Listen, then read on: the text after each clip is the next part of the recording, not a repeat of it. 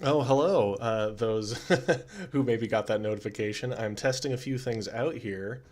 I'm going to let people know that I am testing out a stream. Let me know if my typing is really loud on my mic here, and we'll get this all sorted out. Hey, Twin. Hey, Whispering Wisp. On YouTube, going to be making Monster and hanging out for a bit. Come stop by and say hi.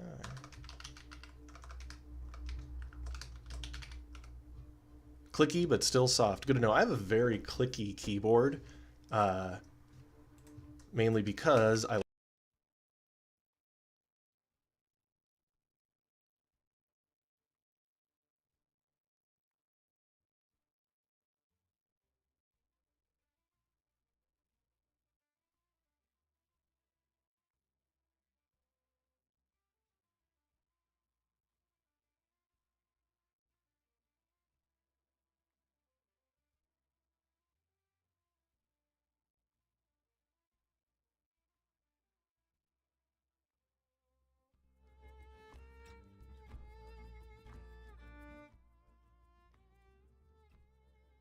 Oh, I muted myself.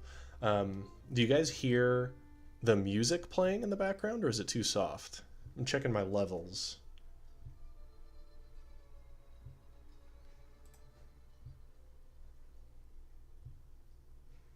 quietly. I'll try turning it up just a scotch. I don't want it to drown out my voice too much. It's a good little. Hey, August.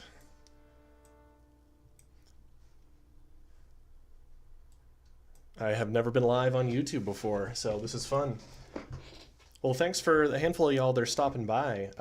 What I decided to do is hang out in here a little bit and it was a mosquito and fiddle around with working on a rough draft of a threat and test out this overlay that Tim made. Thanks, Evan. Or Evan, Ryan. Thanks, Ryan. Yeah, this is we're just testing this out really quick, mainly for the next week's Get Barbaric live stream. Want to have something that looks okay. Ooh, that looks okay for that. So I'm going to give a little test run here. So I was having dinner with my wife yesterday, and we like to have creative brainstorming sessions. And she was helping me just come up with ideas for the Chupacabra. I wanted to have something that evoked that cryptid, that monster, here in the Clockworld setting, and I was really stuck on what to do with it. The one that you're gonna miss. We'll definitely record it and post it with the chat transcripts and everything, though, Ryan. So I was really struggling to find the horror in the Chupacabra. Oh, it says my resolution is bad.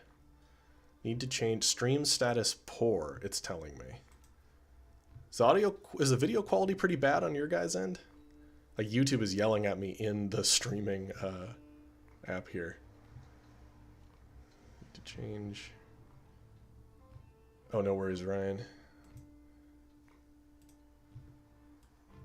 It's hollering at me that the resolution is off. That's interesting. You're very small, so it looks good to me. I'm on mobile, but it looks good to me. Oh, okay. Oh, so my monitor's resolution is 3840 by 2160, and so it's um, you know it's complaining about that resolution difference. So I see. I'll have to fiddle with that later. I'm not going to sweat it too much. But anyway, Chupacabra. So Chupacabra is kind of a quaint cryptid. It's kind of a quaint myth. Like La Chupacabra is the goat sucker. It's something that sucks the blood of goats. That's what that myth comes from, and it's something that harasses livestock and is generally seen more as a nuisance than something actually scary, right?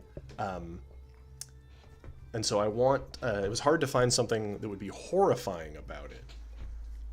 So last night, while we were having dinner, it dawned on me. My wife actually suggested that what if the Chupacabra was something that hid inside of other animals? Like it was something like a horror that disguises itself as mundane creatures to prey upon herds of normal animals or people. And I was like, now we're talking. So it can still like feed on the blood of livestock and such, but now it's a little bit more creepy. So yeah, very much a body snatcher. Right, so a wolf in sheep's clothing. So something that, exactly. So something I like to have in my monster design is what I'm going to call false positives, where multiple threats, multiple monsters can be mistaken. The tells, the signs can be mistaken sometimes for others. So, for example, if you see zombies in the Clockworld setting, you don't actually know which maybe greater threat is present that could have made those zombies.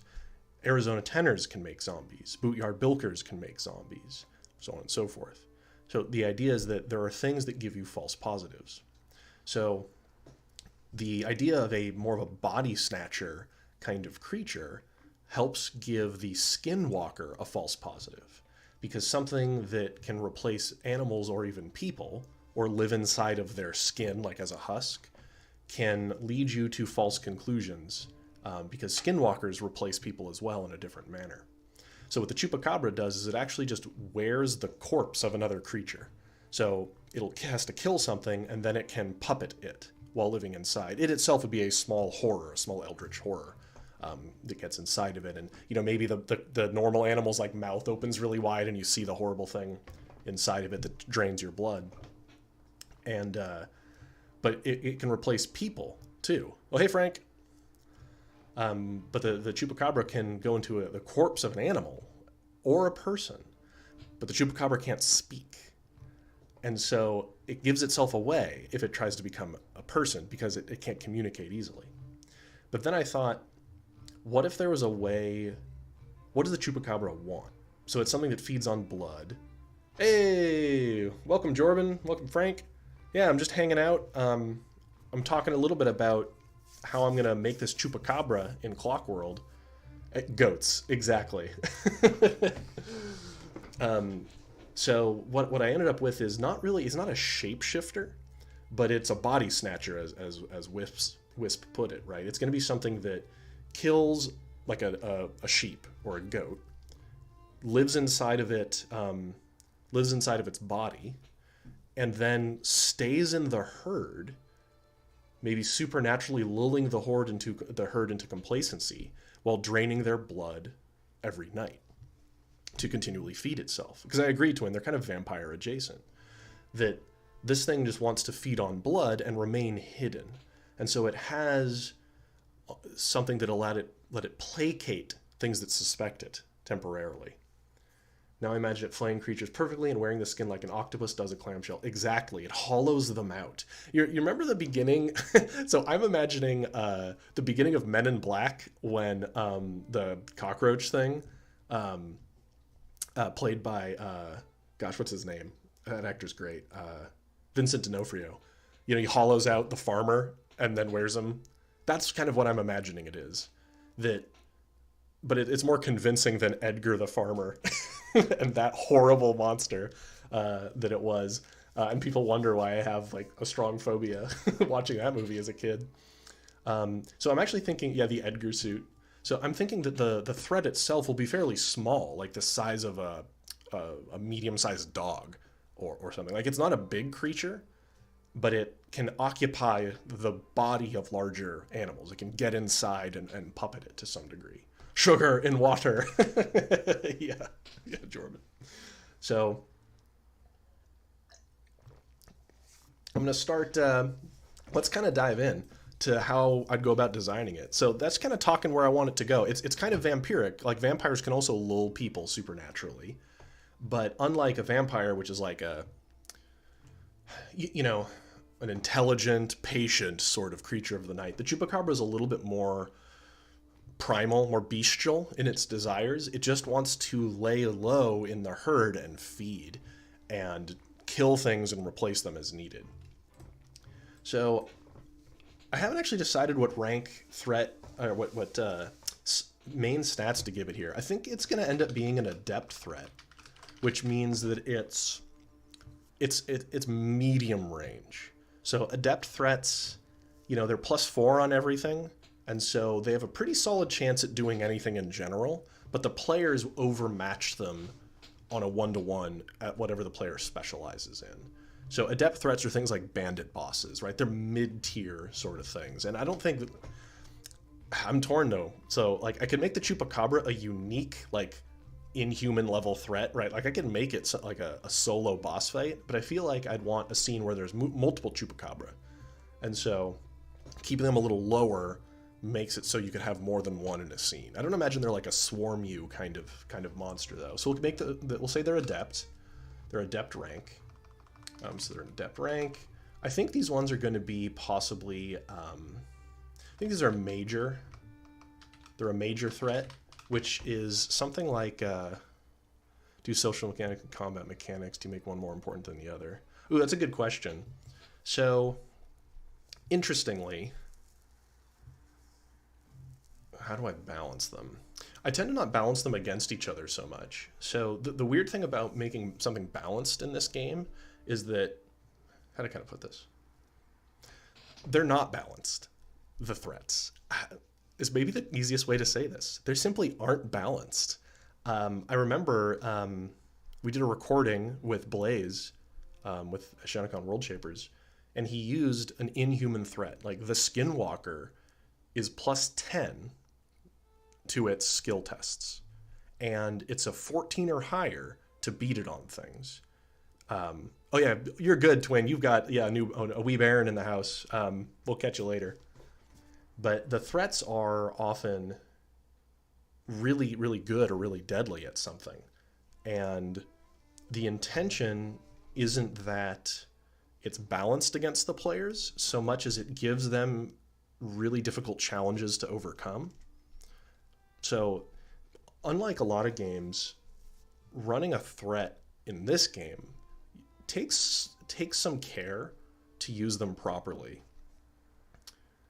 Oh, you're good. To catch you later, August. Yeah, we're just doing a test stream here and, you know, seeing who shows up and just hanging out for a bit. So appreciate y'all stopping by. I won't probably be streaming a whole lot tonight because this is just testing it out. But anyway, Frank, so like the Skinwalker is a really good example of something that's good at everything. It's really, really deadly, really, really smart. It can read the thoughts of things nearby. It's overmatches the player on every metric. The player's on every metric. And so the question is, it's what scene do you put such a threat in? What does the Skinwalker want, and what challenge is it presenting the players? Because the Skinwalker isn't there for the players to fight in a brawl. It's there to be a master manipulator long term. I mean, it can tear them apart in a fight as well, because it can it's like The Thing in the movie The Thing. Like it can just rip people to shreds. But that's a good question. Some monsters I've designed as hide-and-seek monsters, is what I would describe them, like the Kentucky Sawbones, where the challenge of the fight is finding it. I try to think of what it's threatening the players with, and how do they solve it. And some of them are just a fight. Like the Blood Oilers are there to charge at the players and tear them to pieces and abduct them, and they're meant to be fought straight on. But something like the Kentucky Sawbones is meant to be hunted and trying to reveal where it is. And that's the challenge of it. And once they do that, then the brawl can begin as normal. So anyway, it's tricky. It's tricky. With a game this deadly, it requires a lot of care. But let's start making some stuff on here, and we'll see where we end up. I actually don't even aim to make something balanced my first pass. I put the cool stuff in, and then I start tweaking stuff. So I think it's a major threat, which means it's pretty gnarly. It's not like a bandit. Even just one of these in a scene will complicate the scene significantly. This could end up dropping down to a minor threat, though. I'm not sure. But I think it's going to be a small horror by default. You know, it's a little guy when it's outside of its form. And maybe we'll have a trait where it's... oh, you know what would be cool? If you could roll to see what kind of beast it's currently occupying randomly. That'd be kind of fun. Where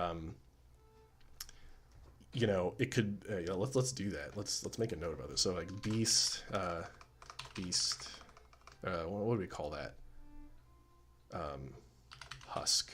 Let's call that.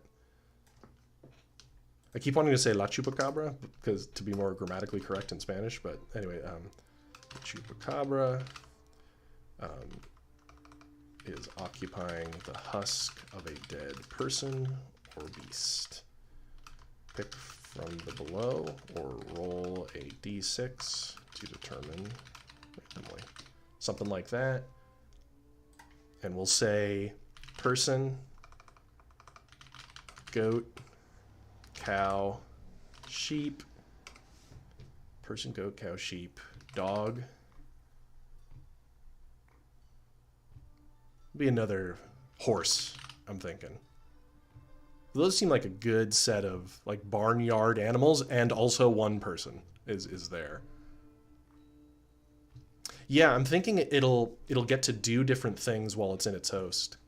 Next, La Cucaracha. Yeah, I'm wondering if the stats, I'm thinking the stats of the Chupacabra will largely not be dependent on the creature that it is, because it's a poor, I'm imagining it is actually a poor simulacrum of the real thing. It doesn't behave exactly right, and the players can roll right to investigate in some manner. Like they would look into this and be like, one of those sheep keeps staring at us. Like it's behaving oddly. And since it can't talk, if it's a person, it's going to be strange. But that's where I think it's pacifying. It'll have this pacifying action that it can do to make something not want to attack it and to dissuade further investigation. I'm imagining it has something like pacifying gaze. Kind of sounds neat. Oh, thank you. Yeah. This is just like my Word file, or my like super simple version of this. Actually, this should be reduced. I really struggle with getting a good UI set up for any of these threats. Like I'll pop it up in a minute. I was messing with something in InDesign as well, and I wasn't super happy with it. But I'm thinking this thing is kind of easy to kill if it's outside of its skin. So only one critical slot, no lethal slot. You know, it just dies if it takes a lethal injury. I don't want this thing to be much of an attrition fight if you can kill the little thing. But it's going to have some aspect of the skin outside of it gets hurt before you can kill the thing inside. And so it's about getting it out of the skin and then killing the little thing that gets free. So I'm just going to say this is a Writ Afflict be +4 because he's adept rank. Let's see, the Chupacabra. Yeah, like an overshield, exactly. Where there's basically, it has 2 HP trackers. Mistborn books. I've never read Mistborn. One of my buddies is super into that series, and I just haven't gotten to it. I've been reading nothing but Westerns and horror for too long. Like I just picked up like 3 more Westerns and 1 indigenous horror book. So, so much. Yeah. But yeah, Mistborn is high on my list of fantasy novels, or fantasy series I want to read. So I'm thinking like the Chupacabra is going to looks into the eyes of a character close to it and fills it with a sense of pacificity and calm. If successful, quit pushing your agendas. Who do you think would win, Yeehaw McGraw or Mexican Werewolf? Let's see, Yeehaw McGraw was a pugilist, right? And to be honest, I've been iterating a lot on the edges for like the pugilist archetype, right? The edges that support that, and they're even stronger than they were when you playtested, Charles. So I think pugilists are in actually a really cool spot right now, balance-wise.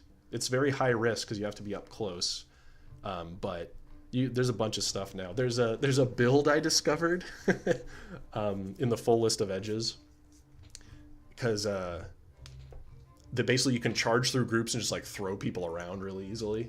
It's like the choo-choo train build with like 3 or 4 different edges. Because there's now an edge that lets you throw people farther when you like shove them and throw them around, called Hay Baler, and I think that one's gonna be fun. Yeah, that should be good. Broken builds, yeah. Well, I want there's certain play styles that I want to feel sufficiently powerful because they're thematic to Wild West. So like the rough and tumble, hard drinking boxer brawler dude, right? That person needs to feel sufficiently effective in the game so that people will play them, because there's the gunslinger archetype is so powerful that it does overshadow many other playstyles. It's just so deadly to have a gun in a like injury-based Wild West setting. So all these other utility options and boxing and all that have to be kind of pumped up to stay competitive. Let's see, character is pacified until X. I'll have to come back and think how long this is gonna last. And the pacified condition will be unable to bring yourself to afflict or attack the Chupacabra. Chupacabra, sensing it, considering it not a threat, and buying into its disguise. Something like that. This is all just initial. Muted myself. Something like that, where you buy into its disguise temporarily. See it, Charles?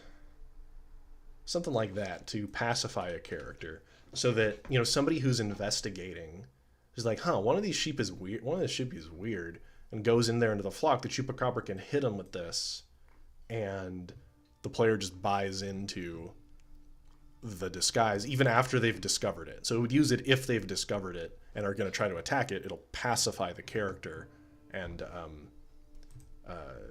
prevent them from attacking so that it can feed in peace. Something like that. And maybe I'll let them do this as a reaction.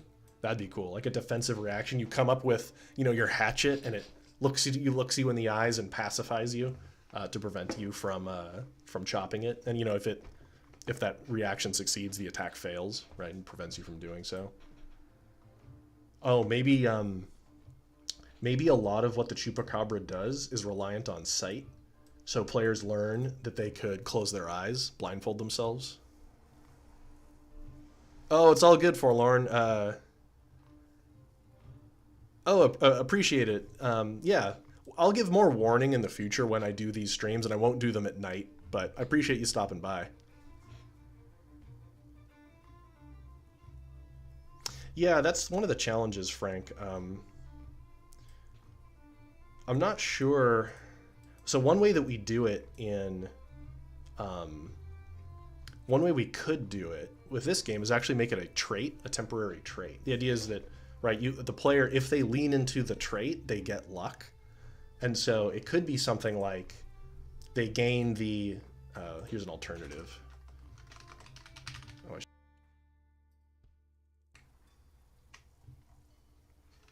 zoom in a little bit more here. So maybe the alternative to this would be you gain the buying into the disguise trait,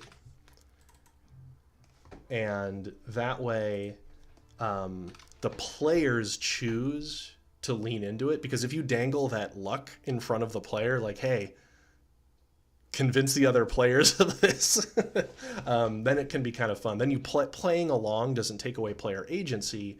They get to choose how to roleplay that. Oh, I appreciate it, dude. Thank you. Thank you, Forlorn. Yeah, that way the players kind of can have fun with it and not feel like they've been mind controlled. Because I don't care for mind control in general. And I don't think there's any characters so far that take away player agency like that. Some of the closest would be Lorenzi, hey! One of the closest things is the Cultist Prophet has a grit afflict it can roll, where it takes temporary control of your body, but on the threat's turn, it just simply makes attacks using other characters' stats. So if it affects you, it makes an attack with your weapon, against your will against whoever it wants. So that's all on the threat turn, and doesn't remove your action economy during the player turn, right? Happens the other turn, but it's still evocative, like it's still you attacking, but it's just using your stats, right, to do so. But yeah, something like this for some sort of pacifying sort of... Yeah, it would waste resources and ammo, though. It definitely still would. Because yeah, then, you know, it empties your clip or something like that. Yeah, it's pretty... We did an internal test with that in a fight, and it was pretty scary. I was playing Gator, and I nearly killed one of the other players because Gator's so deadly that that he can like one-shot other players if he's not careful, and he got hit by this cultist attack and nearly bit the head off of another player. But when we were testing it, it felt nice because you still have your full turn to do whatever you want, but flavor-wise, the enemy's like attacking through you. But yeah, if you had like expensive ammunition loaded into your gun, it would waste that in doing so. The cultist prophet is a high like priority kill target for sure when he's in a scene. So this Chupacabra is going to need some sort of... We're going to need something like that. One second, I need to change a setting here in OBS because I realized one of my hotkeys keeps muting myself. Get rid of that and that. Because I had controls muting myself, and whenever I copied something, it muted me. There we go. So let's do some sort of blood drain. Let's do a blood drain attack. This would be pretty simple, I think. Good old OBS, yeah. So, is this a strike? Is it attacking? It's not so much trying to strike you with an appendage, it's just trying to drain away your vitality. So I'm going to say this is a vigor afflict. I think that's more accurate as to what that would be. And let's see. So if it successfully afflicts your vigor, I'm imagining it latches on and drains the blood. So this wouldn't be like a strike that does an injury, but rather something that strains you and... Was that not deadly enough? Hello! Hello and welcome.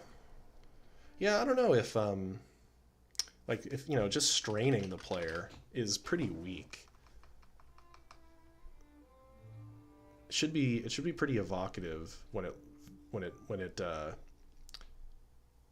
because threats don't live a lot of time, like a long time. And so we want whatever actions they have. Yeah, I was kind of imagining that too, right? Like the goat's head, you know, like, opens up, and kind of like Edgar, and like we were saying in Men in Black, like it kind of opens up and attacks. I guess it could be an attack then, like a blood ripping bite. It's kind of a cooler term. Oops. So in this case, it would be a strike +4. Probably have a little reach, like reach 10. Imagining it kind of like out at you. Yeah, I like that. It would leave, let's see, he's adept rank, so it's 3 of them. Imagine it's kind of a nasty one, like a 3d8. It's about as deadly as a revolver uses a d8s. So 3d8 would be bleeding, piercing, I think. It punctures and drains. Kind of like that.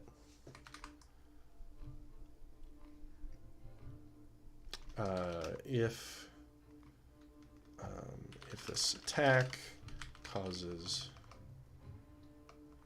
I feel like it would heal itself. Toothy Razor Tongue, yeah. I feel like it would heal itself by successfully injuring a player with this. You know, like drinking a bunch of their blood. How about the Chupacabra? Chupacabra removes the same... Removes... How do I phrase this? Go to attack once they've been outed. I feel like they would flee. I feel like if a Chupacabra is overwhelmed, it's going to... it should have a reaction where it ditches its skin and runs away. Like, you go to hit it or shoot it, and the skin, like, explodes, and the thing runs away. I feel like it's something that wants to survive. And so most of it would be like the hide and seek style where it's in the herd. But yeah, something where it tries to run away and then you have to hunt it down, and it's going to go try to find another corpse to crawl inside of and disappear back into society. So, you know, if you're in a field and there's several dead sheep, it's going to try to get into another one or something. But I feel like whatever injury, so the Chupacabra removes from itself the strain, removes from itself the same severity that it inflicts. That's a really awkward way to phrase this. But if it inflicts a serious injury, it removes one of its serious injuries. If it strains you, it removes one of its strain. Kind of a direct lifelink sort of ability here. It's not very tanky. It doesn't have a lot of injury slots. So just one critical, one serious, but it can recover. It can drain it from you. And maybe it'll have something where it can paralyze you with its pacifying gaze. You just kind of sit there and then it starts draining your blood. Not super happy with how pacifying gaze is written quite yet. I'm imagining it'll be almost like stages where it'll pacify you, and then if you're already pacified, the second one like causes you to like fall asleep basically. You know, it'll telegraph a little bit that a player is being pacified and slowly being lulled, and then it can begin feeding on them. And players will have to come to their rescue. So I love the idea, by the way. I have to highlight this. Like dog or horse. Imagine if you were a sinister GM like I am, and the players like find a friendly dog that starts following the party and hangs out with them, or they buy a hunting dog from the local livery. And the whole time it's been a Chupacabra. And like other livestock start dying as wherever the party goes and other creepy stuff. And then it's only later revealed that this Chupacabra has been among them the whole time. Kind of exactly. I was thinking of the dog running from the Swedes or Norwegians at the start of the thing, right? Exactly that. Yeah, they'd had it the whole time. Or I'm imagining, you know, they have this dog or a horse or whatever, and then one of the players takes the wild tongue edge, which lets you speak with animals, speak with beasts, and they try to talk, like, oh, we could finally talk to the dog, you know, hey, Scruffy, how you doing? It just looks at them, unable to understand, and be like, uh-oh, this wasn't a dog this whole time, because wild tongue doesn't work on it, because it's a horror, not a beast. So I would be excited to do that to my players. All right, let's build one of these reactions here. I like this idea of cast off. I think it's called cast off. Husk. So shed husk. Actually, that's better. Shed husk. So this is basically like a take cover almost. Well, it's just this will be +4 versus attacks. When targeted with any attack, the Chupacabra can burst out of its skin, out of its husk, in order to escape. Doing so immediately destroys the husk.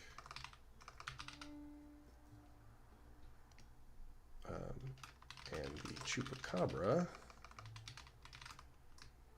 moves up to its speed. And Chupacabra immediately moves up to its speed. This cannot be intercepted.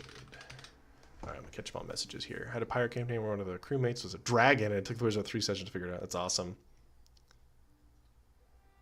And yeah, Jordan, like, you want to give the GM fun toys where they look at like a line in the monster entry and think, I know how to mess with the players with that. Oh, I like that, where it can feed on the husk to heal itself. That's fun. Where if it needs to... Or I wonder if when it makes a new husk, like when it hollows something out, it removes all of its injuries or something like that. I'll think about that for a moment. Something like that would be cool. It's like shed husk, and I'm thinking that it'll have like a stare down. This is going to be +4 versus adjacent attacks. When attacked by an adjacent character, it can stay their hand with its pacifying gaze. If the attack fails, the character is automatically pacified. Something like that. Oh, was I mumbling a little too quietly to myself there? Hello, Teresa Blocker.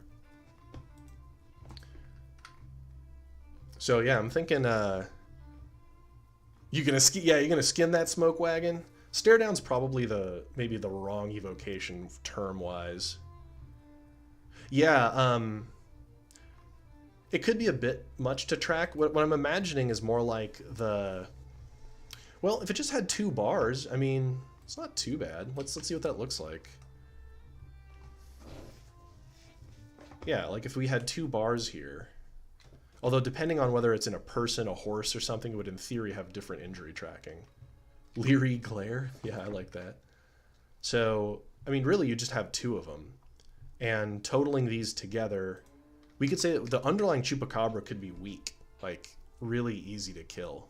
Like 2 strain, 1 serious, 1 critical. And then the total here isn't too bad. It's not too attrition-y, I think. Especially if actually they don't have any criticals in their husk. Especially if they don't have any critical slots, say on the husk. Like the husk can't take a beating either, because it's hollowed out, right? It's just a little bit of a shield. And so getting a critical or lethal injury destroys the husk, and the Chupacabra's got to run and try to get a new one. I'd have to playtest that. We don't have any overshield style threats right now. The closest we have, well, that aren't unique threats. When they're unique threats, they're meant to be a whole set piece, and so they have, some of them have multiple injury trackers, like the driller excavator bot is a unique threat. Oh, see ya, Jordan. So the excavator bot is a unique threat. It's this enormous drilling machine, and each section of its body has its own injury tracker. Yeah. Let's see, like how you had it laid out, at least. I've noticed I need monster defense and health as player characters attack first. Yeah, I'm trying to make clean layouts. This is just my Google Docs layout, and I'll show what I was fiddling with in InDesign too, probably before I stop the stream. And I won't be streaming for a super long amount of time. I mean, how long have I been going for here? It's flying by. I'm not actually sure where to see that in... How do you figure out what your game is exactly? I'll come back to that in a moment, Lorenzi. Maybe it's hard for the Chupacabra's injury to recover, but easier for the husk's injury. Oh, like it could repair the husk? Maybe it has an action where it can repair the husk. Like it can just do that in a fight. Like it stitches it back together from the inside or something cool. Kind of like that idea. So it'll like run away and it can try to repair itself, like pop the husk back together. That could be kind of neat, actually. Yeah, and the only way its injuries recover is with its blood-ripping bite. Yeah, something like Stitch Husk. It's kind of cool.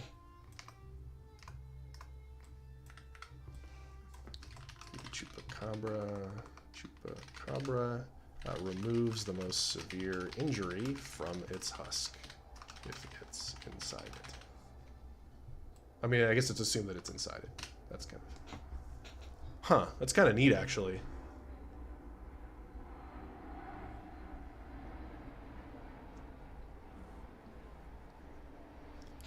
So Lorenzo, are you asking, like, how did I know what I wanted from the game? You know what I mean? Like how I knew, like, its design goals? Or, like, what the game's identity was? Is that kind of what you're asking?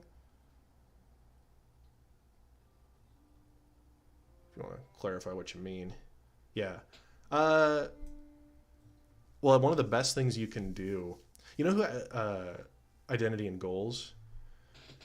Basically, I've just been playing games for a long time, and I knew what I liked is maybe the simplest way to put it. But yeah, because I've been, I'm playing tabletop games for a long time, and so it was about identifying what I disliked or found lacking in other games and wanted to put into a game myself in, which set I wanted. Yeah, it's really just takes time, to be honest, and iteration. Yeah, I knew I wanted something with high lethality. Yeah, like high lethality, low arithmetic burden. I just had a set of design goals that I wanted because the way to really start on it though is let's see. I have a video. I don't know if you've watched it already, Lorenzi, but I did a video a while ago that was like 5 indie TTRPG design tips, and I recommend checking that out because it'll do a better job of explaining what I'm trying to say here on the fly here. But it's you think of the moments you want the players to have in the game before anything else. Before you think of even rules or die resolutions, is one of the best things you can do is think, what experiences do you want the players to have in this session, right? Like, not even what die they'd roll or the mechanics, but like, what would the players experience? Like, what is happening? And sometimes that can make reference to other media. You can say things like, I want my players to feel like they're in an episode of Stranger Things. You could start there, for example, and then you'd make a game that's probably like a 1980s, mystery horror game or something, right? You pick, an evocation you want to go for, or like, I want my players to have a hilarious, funny time playing peasants or something, like something kind of funny. Then you can make a game like Peasantry. So that's where you start. Start with those player moments, and then you construct things around that. That's roughly where I'd say. But yeah, there's a video. It's only like 10 minutes long. It's pretty short. I don't recommend checking that out. That's just doing a self-plug here, because when you're in my Discord server, you know what's up. Yeah, that's where I'd say start. Teresa, where did you start? I started with the character sheet. Oh boy, I have horrifying early character sheets of my build. To be honest, I actually started with a hack of Cyberpunk 2020, the version that came out in like the late 90s, and it was awful. But I've been at it for so long, the game's been iterated on so much that yeah, it's been a minute. I started back then with a lot of die resolution stuff because I was just into it, but that's not the best place to necessarily start. It's best to start with evocations. Anyway, let's see what else we got here on the Chupacabra. So it can shed its husk, it can repair the husk, so that as it gets hurt, it can basically repair its disguise, really. If you wound it, it can go hide and restitch back together the husk, so it's a more convincing skin. I don't think this thing is telepathic, though. I was thinking about, like, will it be able to read minds, and that'll help it stay hidden for longer? I'm thinking no, though. That's getting a little bit too much into the Skinwalker design, which I know I haven't really shown off publicly yet. That's getting a little bit too much in that direction. Yeah, that's my thinking there. Now, where does it show how long I've been live? It's kind of funny. Like, I feel like I've been going here for a while. What time is it? It's 5:40 my time. Okay, I can still going. Yeah, it's intelligent enough. Like, I imagine the Chupacabra isn't brilliant, but it's smart enough to infiltrate. But since it can't speak, oh, thanks, Lorenzi. But since it can't speak, its ability to infiltrate human society is very limited. That's why it usually takes the form of an innocuous animal. So it can lie low and just walk with the herd, right? Yeah. I started D&D 5e, looked up BX and 2e with every character sheet. I just kept chopping junk out. Oh, yeah, I feel ya. Yeah, I started with 3rd edition back in the year 2000. That was my first tabletop role-playing game. So it's been a minute. And I actually dislike a lot of the 5e character sheets layout, especially 5.5. It bugs me. I'm in a 5.5 game, and I feel like they worsened the character sheet from the previous version, especially the spell tracking page. But that's a subject for another stream or a video. Oh, and Frank, you're going to make a video about character sheets. Oh, that'd be cool to see. I'd like to see that. This Chupacabra's starting to shape up. It's a major threat, so you could, you could have a couple of them in a fight, like 2 to 3 max would be the most you'd want. Because this thing's already getting to be a little complicated, but not so complicated as to be a unique threat. It's not a set piece or a boss unto themselves. It's got a handful of abilities, but it's no more complicated maybe than a Blood Oiler. We'd probably give it some traits where it's immune to certain things. Probably fill out a little bit of that. That's not the most exciting part of the monster design, though. Minor traits. So it can pacify, it can ditch its skin, it can stare the players down to run. I imagine it's quite fast, actually. I imagine the thing can book it much faster than a player. We'll just say fast. While outside its husk, the Chupacabra has speed of 60 feet. So it can move. I'm considering actually making far distance 60, not 100 in the game, just to make things match up a little cleaner. Hey, Zach. Hello, Zachary. How you doing this evening? I'm testing out some live streaming here on YouTube and working on La Chupacabra in Clockworld. Hope you're doing good over there. For those that don't know, Zachary is the person that set up the TFE Discord server, and he is also the guy that set up the TFE website. He's a good buddy of mine. What are you thinking about its visuals? Oh yeah, that's a good question. So I was brainstorming this with my wife while we were having ramen last night, and I'm imagining that. Okay, so in the original myth of the Chupacabra, like that cryptid, it's often described as reptilian, but I don't want this just to be like a lizard that comes out. I'm imagining its mouth is very lamprey-like and, extendable, because it is a horror, right? It is an eldritch horror. That's its creature type. And I imagine it doesn't have, like, hands or even really claws, but more like hooks, because really what it does is it hooks onto something and drains its blood to death and then crawls inside and hollows it out. So burrowing animals have often scooping claw-like, hook scooping-like claws. So I imagine it's something like that, so it can hollow out the corpses of things and then wear them. But I'm actually really bad at visualization when it comes to monsters. It's why why I'm reliant on one of our artists who does the monster. Like, I work with him and we go back and forth a lot, and he just comes up with way better visuals. But I'm imagining something roughly the size of like a medium-sized dog, like a retriever, or not a big dog, a little smaller than that. 'Cause it's got to fit inside a goat. So fairly compact and wiry, could be mistaken for like a large lizard in its skin, like kind of scaly looking maybe. But yeah, I don't have like the line on the visuals of this yet. I'd probably need to do some reading on Chupacabra myth and see if I can pull anything out of that. Yeah, because I'm not sure. I'm not really sure what it's going to look like. It doesn't need to be revolting or gross. It doesn't need to be scary necessarily. Like, it doesn't need to evoke horror in that way. The horror of it is it pacifying somebody and draining their blood to death and then hollowing out their corpse. Yeah, I'm not sure. Not sure indeed. But this is I probably wouldn't want to give it more than maybe one more action in its disposal. Maybe one more form of attack. Because as a major threat, I don't want it to be too complicated. Since the GM could have, like 2 of them in a fight. Potentially. 2 or even 3. And that would be a little onerous to run, I think. But let's see, this has 2 reactions and 3 actions right now. That's not bad. Pacifying Gaze, Blood Ripping Bite, Stitch Husk, and then its reactions would be Shed Husk and Stare Down. It's special reactions. As all of them, can, everybody can dodge and take cover and all the normal reactions. It wouldn't have the feature that like zombies have where it can't take reactions. I think its sneak rank, it's going to be higher than normal. I think it's very sneaky. Probably a master at sneaking, and its awareness is probably good too. But its vigor and grit are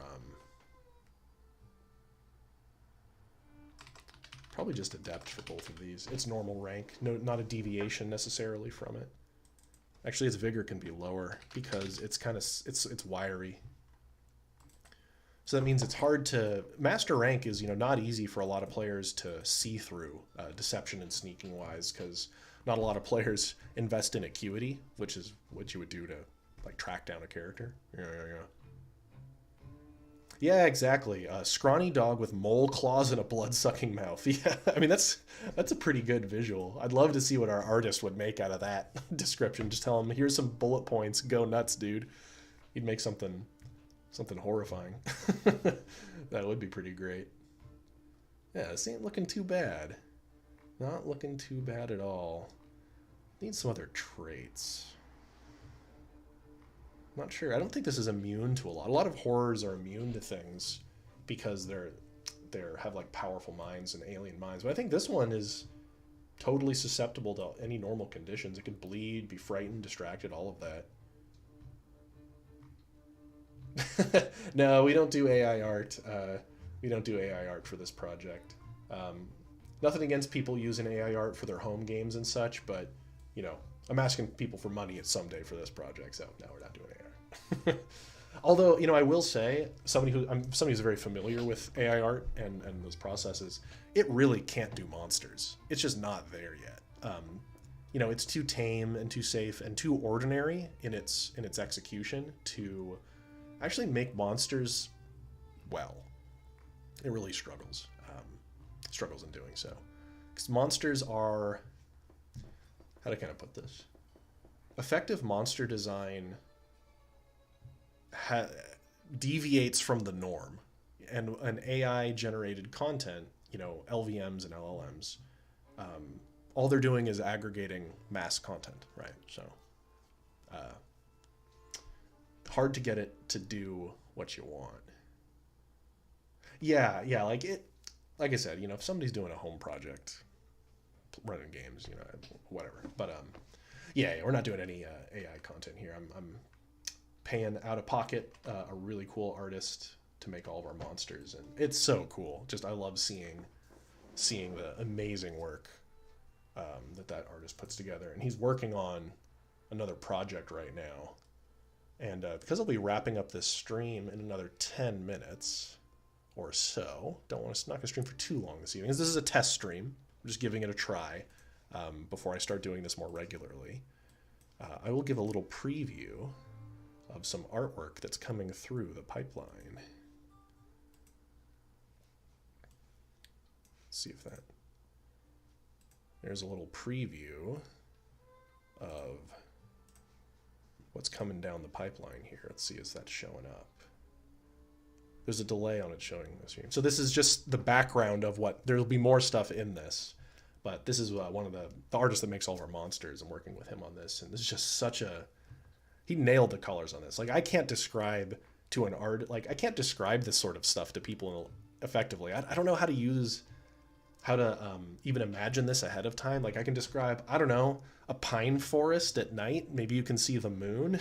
And then a talented artist can take that and make a scene, right, out of those visuals. And there's going to be characters in this scene and all sorts of cool stuff, but this is just the background of it for now. And gosh, it's cool. It is super cool. Can't wait for that to be done. I'm always checking the messages, like my messages with him, like, oh, did he send me a new thing yet? No, nothing today. I'm so excited. He works really fast too. And I'll show you all the me struggling through InDesign and doing a nice threat layout for the rule books here. I'll share some of my struggles. This would be I'd probably do a separate whole stream talking about layouts at one point, as I'm putting together all the manuscript once again. Let's let InDesign open up here and I'll show you. So where was I working on this? There we go. As you know, graphic design is one of my weakest skills as far as an indie designer. I really struggle with it. So ignore some of the boxes I have around these, but I'm experimenting with blocking them out, with blocking out these spaces a little bit, and how I can make them expedient for the GM to see all the stats they need, all the actions. So, oh, I don't know if that's actually streaming, come to think of it. There's a delay on my end. Hopefully it's actually showing up. Oh, Dire Den! Welcome, dude. Glad to have you. I'm gonna only be streaming for a few more minutes probably, but I'm showing some in progress, just throwing stuff at the page. Okay, it's showing up, thanks. So, you know, I want to have the attacks, like the actions it takes, very clear. I want to make sure it's easy to see where its strain boxes are, you know, where its traits are. So I'm filling with all sorts of different layouts. As so many of these threats are actually already written. Like the stats are done for 40 monsters already, I believe. But how I present them visually has been quite a struggle. As I wasn't really happy, to be honest, with how they looked in the playtest packet. And I'll show that for comparison as well. I mean, they're all right. You know, the ones that, like, say, Frank, you used, you know, when you ran the game. Hello. So, for example, we're in the playtest packet here that maybe some of you have played in. So, like, for the bandits page, it's super simple. And I did like how simple this was. And I wasn't sure about having little injury trackers built into the layout for the GM to, like, if they printed out this page, they could draw on it for, like, bandit gun hands, right? They just print one of these and could fill out, like, 8 of them. Thought that might be kind of neat.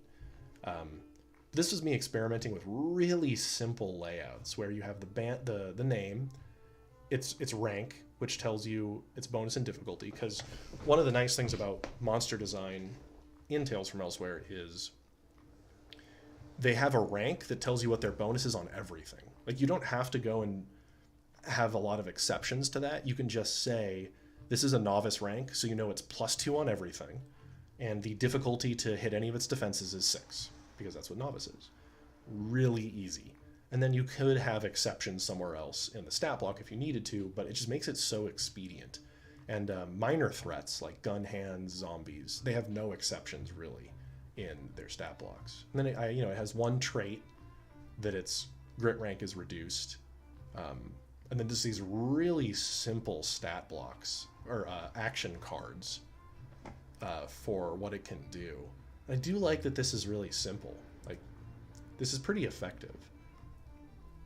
Because the core combat resolution system has everything, has a lot of what you need, like being able to stab somebody in the leg, being able to shoot, you know, somebody in the head, all that's built into the core resolution. I don't necessarily need to put a lot of data in the attacks for a threat. Oh, Basic Fantasy does that with their PDFs. Yeah, well, you know, and I was thinking, it takes up a lot of screen real estate to have this. So what I would probably do, though, is remove this from the threat entry page and just have printable ones in the back of the book, like in an appendix of reference documents, right, where you could print out threat trackers, that kind of stuff. I'd probably have it separate because, in theory, I don't want to dominate too much of the page with optional material when that could be spent filling in more lore for the creature, more guidance on how to run the creature, right? Just more better stuff that's more useful long term for the GM, when I could just make one page of the book this rather than every threat entry maybe having a tracker. Maybe. I'm also considering, instead of that, you could just have the basic, it's in Google, right? You know, these little pips just showing how many injuries it have. You could just check them off too if you print it out, which might also be simple. So it doubles as this is the number of things it has, but you could also just check them off. But yeah, one thing that we do know is that it's definitely tricky. It's trickier to track injuries in this game than simply, you know, annotating hit point loss. It's a little bit more involved. And it's something that in the GM section I'm going to need to provide some recommendations, because I do like a shorthand when I'm running a game, where I write like an S to note that it has one serious injury, right? A C for a critical injury, and then I put little hash marks for strain, so you just quickly mark them down. Yeah, it was a bane of my existence. It'll probably take me like another month to come up with a layout that I'm happy with, just because of how slowly I do so. Like, here's the Blood Oiler, which is this vertical column, and I don't know. I don't think I really like it. It's fine for the quick start, for the playtest documents, but like the Coal Baron as a unique threat has a whole page of just stuff, because he's a boss, right? Spoilers for the playtest adventure that's in there. Yeah, I don't know. It's tough stuff. Tough stuff. You could do something like S3C. Oh, yeah. Right, yeah, just like quick notes, because you can annotate them pretty quickly with stuff like that. Like I was experimenting. Where was it? On the second page here. A little column like this on this Blood Oiler. I could do something like that, where it's just right at the top. Just shows the number they have for each. Lethal. Maybe not too bad, and then a list of its attributes, as I'd call them in this, exceptions and special abilities they may have. I'm just going to pat myself on the back. I really like the idea of having these taglines underneath every threat, where it helps you as the GM at a glance know what it's about and what it's supposed to threaten. So like with the Blood Oilers, it says, terrifying clockwork monstrosities, don't let them take you alive. Which I just think is fun. Hey, Trek, isn't it really late at night for you, or really early in the morning or something? Or like how the Coal Baron says, greedy immortal tempter who can grant your darkest desires, don't listen to its honeyed lies. That kind of stuff. I want every threat having that is going to be kind of fun.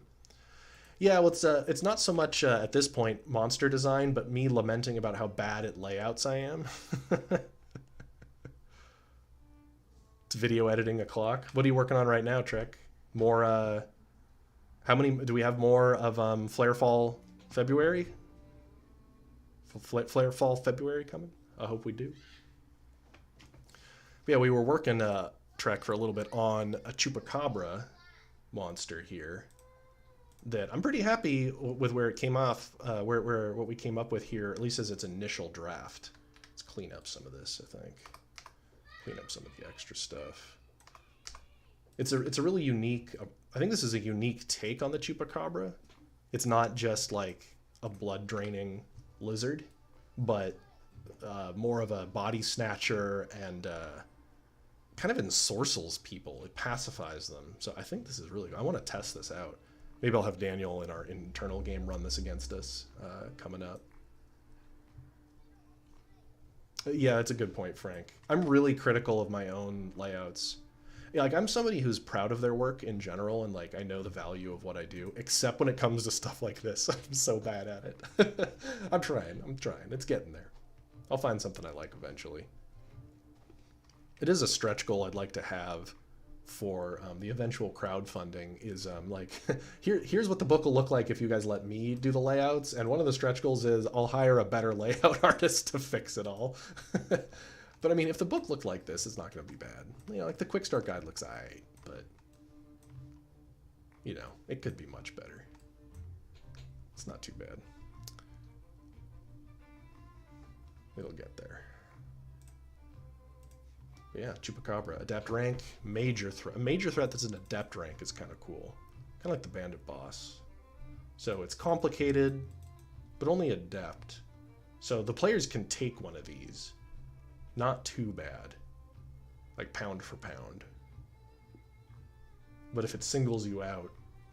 But this is kind of like to your point earlier, Frank. This threat is supposed to start off...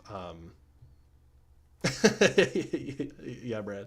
Hire a layout artist as a stretch goal. Exactly. But to Frank's earlier point about social monsters, I think this one will start off as a social monster. The way you'd construct a scenario involving this, it would have to be where I imagine the players don't even know they're going to be tangling with the Chupacabra at first. They're investigating something unrelated, or a local farmer is talking about, like, you know, animals going missing or just strange behavior in their herd, and you're not sure exactly what the cause of that is.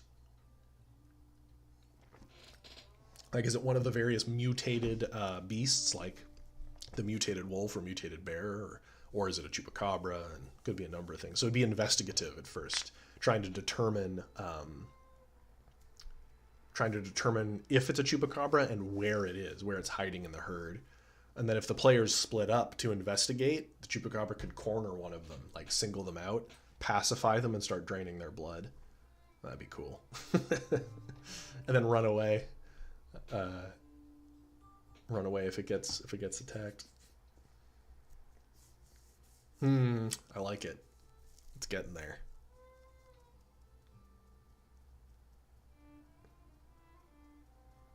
Yeah, then characters with edges that interact directly with beasts or horrors get some cool utility out of this, because if they have things that work with beasts, it doesn't work on the Chupacabra, and that's a clue there.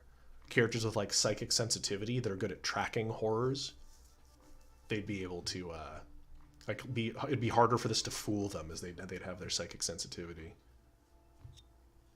Oh yeah, I mean, you know, if for those that haven't watched the video on Dire Den's YouTube channel, watch the one on the I'm blanking on its name. Periton. Watch that video that he did on the Periton. It's a great example of taking a monster and making a mystery session out of it, or a mystery adventure, and it's really cool. I'm obviously a big fan of that design. It's one of my favorite of your videos recently. I just think it's really good. Yeah, it should be a mystery, and the players. I love when the players aren't even sure the exact nature of the mystery they're solving, like in your Periton video, where they're here to investigate something, and there's a Chupacabra amidst them, but they don't know that, and they're not sure what exactly is going on, and they'll have to go through a list of maybe threats or horrors or undead or beasts that could qualify for the data they're getting, and start narrowing it down. For those that weren't at the start of this stream, I was talking about the idea of false positives in threat design, in monster design. I use the term threats in this because it could be people and they aren't monsters per se, but where you can have data points given to the players that start to gesture toward what the threat would be, but it could be multiple threats that qualifies for. If you've ever played or watched a game like Phasmophobia, these like ghost hunting games, it is you start narrowing down criteria, but one data point doesn't give the whole goose away. So, livestock acting strange, or a person starting to act weird, not like themselves. Is that a skinwalker? Is it a chupacabra? Is it an Arizona tenor that is haunting them, right? There's things that could be, and the players then have to start narrowing down, eliminating variables to come up with what they need, what the creature is, and then arming themselves appropriately to fight it. Because really, one good throw of like a holy water on this thing will just destroy it. It's not very tanky. Although I guess the holy water won't work on the husk. The husk outside is normal people skin or horse skin. That's kind of cool. You got to get it free. I imagine that the husk itself is vulnerable to fire. Like that burning it away would burn really fast. That's a nice little I like that. Vulnerability to fire. Make a note that the husk is vulnerable to burning. I imagine it's catches quick. Yeah, something like that. Yeah, investigative horror. And Tales from Elsewhere, well, at least the Clockworld setting, isn't really designed specifically for investigative horror, as I think other game systems will probably do that better. At least with his Clockworld book, right? This is about rootin' tootin' cowboys shooting zombies, but it doesn't mean you can't have investigative portions of the scenario. It's just more likely to end in a shootout and a fight, rather than games, say, like Mothership or Call of Cthulhu, which are built around the investigation. I do have ideas for more robust investigation rules for a later book, though. because I think we could totally do it. 1 point. Yeah, I'm digging it. I like it. I'll have to let this one cook for a bit. How much time do you put into TFE per day? I put in 2 to 3 hours every day. In addition to my full-time job. I think that's the average. There's almost never a day that goes by that I don't put in some chunk of time. Some days I'll put in 6 to 8 hours, and some days I'll only do like 1, but on average, it would be 2 to 3 hours a day. I'm going hard right now. Yeah, so it's a lot of time. I haven't played any video games in a while. It's that's the thing I sacrificed big time, is like chilling and playing video games time. Instead of doing that, I work on this. If we count how much I respond to messages in Discord as time, then it's a lot more than that, but I don't really count that because I'm doing that all day because I have a pretty chill day job. So I'm always like active in the TFE Discord and a million other Discords. But yeah, 2 to 3 hours a day. That's a good question. It's a lot.